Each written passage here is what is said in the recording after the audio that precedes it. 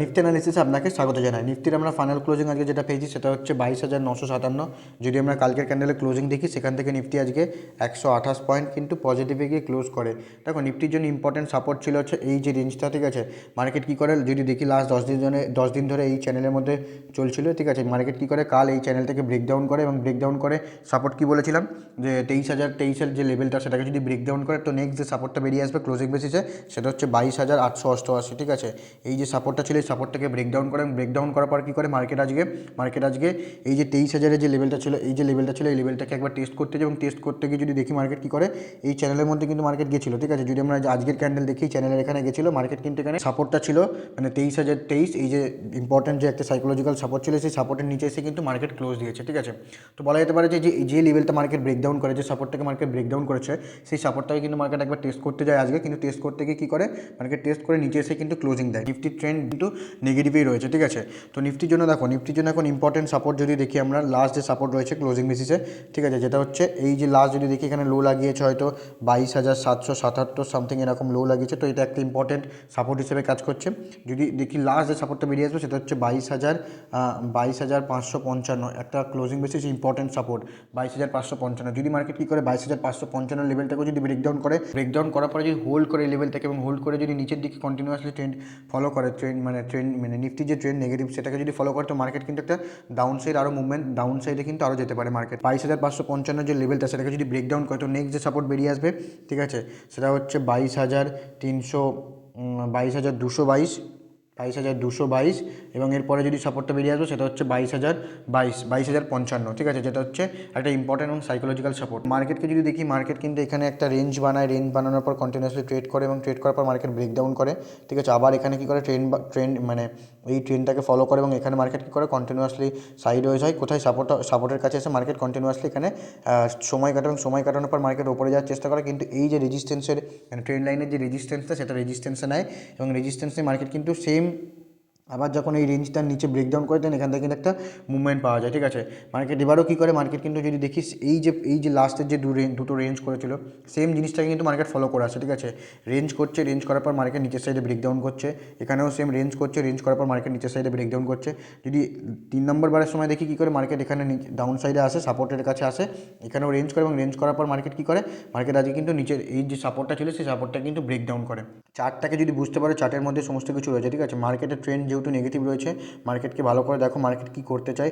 যদি আজকে দেখি মার্কেট আজকে কিন্তু প্রথম দিকে নেগেটিভেই আসে, মানে প্রথম দিকে যদি ওপেনিং হয় মার্কেট আজকে গ্যাপ আপ ওপেন এবং গ্যাপ আপ ওপেন হওয়ার পর মার্কেট কিন্তু কালকের যে সাপোর্ট ছিল সেই সাপোর্টের কাছে আসে, সেই সাপোর্টটাকে কিন্তু মার্কেট সাপোর্ট নেয় এবং সাপোর্ট নেওয়ার পর কিন্তু মার্কেট আজকে আপসাইডে মুভমেন্ট দেয়। দেখো আজকে যেহেতু আপসাইড মুভমেন্ট দিয়েছিল তার রিজন ছিল হচ্ছে আরবিআই 7,000 কোটি টাকা ইনভেস্ট করে ব্যাঙ্ক সেক্টরে, তো তার জন্য আজকে মার্কেটে একটা আপসাইড মুভমেন্ট দেখা গেছে, ঠিক আছে।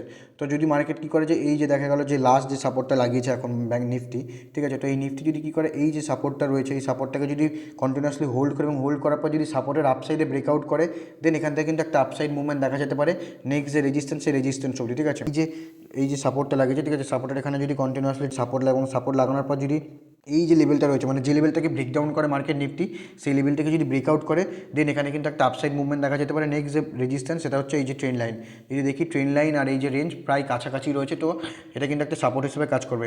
যদি মার্কেট কী করে ট্রেন্ড লাইনের উপরে ক্লোজিং করে এবং উপরে ক্লোজিং করার পর যদি মার্কেট 4 দিন 3 দিন ধরে যদি এখানে হোল্ড করে এবং হোল্ড করার পর যদি সেই রেঞ্জটাকে আপসাইডে ব্রেকআউট করে দেন এখান থেকে কিন্তু একটা আপসাইড মুভমেন্ট দেখা যেতে পারে, ঠিক আছে। নেক্সট যে রেজিস্ট্যান্স অবধি উপরে যাওয়ার জন্য প্রথম যে রেজিস্ট্যান্স বেরিয়ে আসবে, ঠিক আছে, দেখো উপরে যাওয়ার জন্য প্রথম যে রেজিস্ট্যান্স বেরিয়ে আসবে সেটা হচ্ছে এই যে লেভেলটা যেটা হচ্ছে 23,055 একটা ইম্পর্টেন্ট রেজিস্ট্যান্স হিসেবে কাজ করবে। নিফটি যদি 23,055 উপরে যদি মানে ক্লোজিং করার পরে যদি মার্কেট কন্টিনিউয়াসলি ট্রেড করতে থাকে দেন এখান থেকে একটা আপসাইড মুভমেন্ট বেরিয়ে আসবে।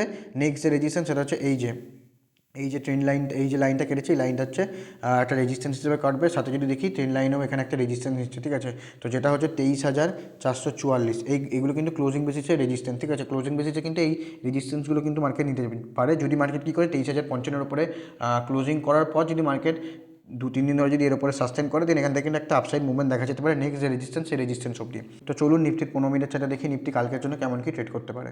যারা এখন আমাকে ইনস্টাগ্রামে বা ফেসবুকে ফলো করেন তারা অবশ্যই ইনস্টাগ্রাম এবং ফেসবুকে এবং ইউটিউবে সাবস্ক্রাইব করে নিও। তো দেখো নিফটি যদি আমরা দেখি নিফটির সাপোর্ট কী ছিল, এই যে সাপোর্টটা ঠিক আছে, এই যে সাপোর্টটা লাগিয়েছে এটা হচ্ছে নিফটির জন্য ইম্পর্টেন্ট সাপোর্ট ছিল। মার্কেট কোথায় ওপেন হয়, মার্কেট আজকে গ্যাপ আপ ওপেন হয়, কোথায় ওপেন হয় যদি দেখি আমরা এই যে জোনের এখানে মার্কেট এখানে গ্যাপ আপ ওপেন হয়, গ্যাপ আপ ওপেন হওয়ার পর মার্কেট নিচে আসে, কোথায় আসে কালকের যে ক্লোজিং সেই ক্লোজিংয়ের এখানে আসে, ক্লোজিংয়ের এখানে এসে মার্কেট সময় কাটায়।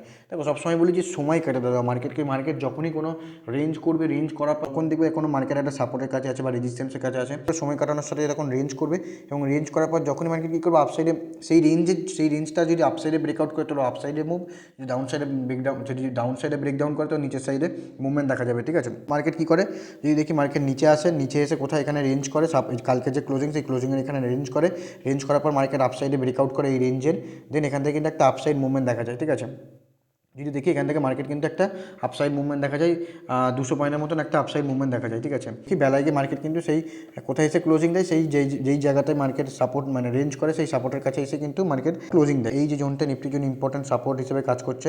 ঠিক আছে, যেটা হচ্ছে 22,933 একটা 15 মিনিটের চার্টের সাপোর্ট ইম্পর্টেন্ট।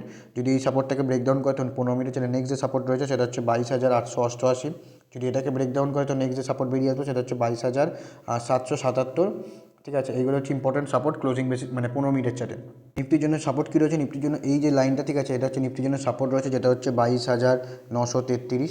ঠিক আছে, মার্কেট দেখা গেল মার্কেট এখানে ওপেন হলো এবং ওপেন হওয়ার পর মার্কেট যদি দেখা গেলো মার্কেট গ্যাপ ডাউন ওপেন হলো। ঠিক আছে, মার্কেট যদি দেখি যদি এখানে ওপেন হয় সাপোর্টের এখানে যদি ওপেন হওয়ার পর মার্কেট যদি রেঞ্জ করে এবং রেঞ্জ করে যদি আপসাইডে ব্রেকআউট করে তাহলে প্রথম যে রেজিস্ট্যান্স বেরিয়ে আসবে সেটা হচ্ছে এই যে লাইনটা, সেটা হচ্ছে প্রথম একটা রেজিস্ট্যান্স হিসেবে বেরিয়ে আসবে, যেটা হচ্ছে 23,055 একটা রেজিস্ট্যান্স বেরিয়ে আসবে 15 মিনিটের চার্টে এবং ক্লোজিং বেসিসেও কিন্তু ইম্পর্টেন্ট রেজিস্ট্যান্স 23,055। ঠিক আছে, যদি এই যে রেজিস্ট্যান্সটা রয়েছে যদি এর কাছাকাছি এসে যদি মার্কেট কী করে কন্টিনিউয়াসলি হোল্ড করে এবং হোল্ড করার পর যদি আপসাইডে ব্রেকআউট করে তো দেন নেক্সট যে রেজিস্ট্যান্স বেরিয়ে যাবে সেটা হচ্ছে আজকের হাই একটা রেজিস্ট্যান্স বেরিয়ে আসবে, যেটা হচ্ছে 23,111। ঠিক আছে, একটা রেজিস্ট্যান্স হিসেবে কাজ করবে।